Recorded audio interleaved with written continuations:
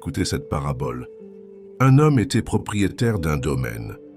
Il planta une vigne, l'entoura d'une clôture, y creusa un pressoir et bâtit une tour de garde.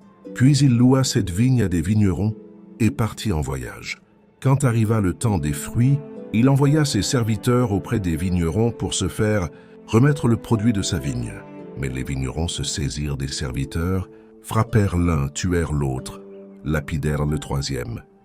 De nouveau, le propriétaire envoya d'autres serviteurs plus nombreux que les premiers, mais on les traita de la même façon.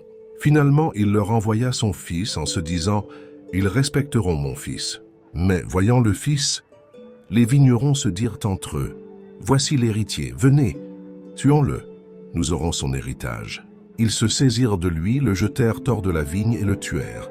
Eh bien, quand le maître de la vigne viendra, que fera-t-il à ces vignerons? On lui répond, ces misérables, il les fera périr misérablement. Il louera la vigne à d'autres vignerons, qui lui en remettront le produit en temps voulu. Jésus leur dit, N'avez-vous jamais lu dans les Écritures?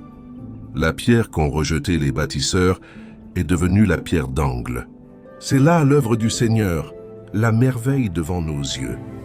Aussi je vous le dis, le royaume de Dieu vous sera enlevé pour être donné à une nation qui lui fera produire ses fruits. En entendant les paraboles de Jésus, les grands prêtres et les pharisiens avaient bien compris qu'il parlait d'eux. Tout en cherchant à l'arrêter, ils eurent peur des foules, parce qu'elles le tenaient pour un prophète.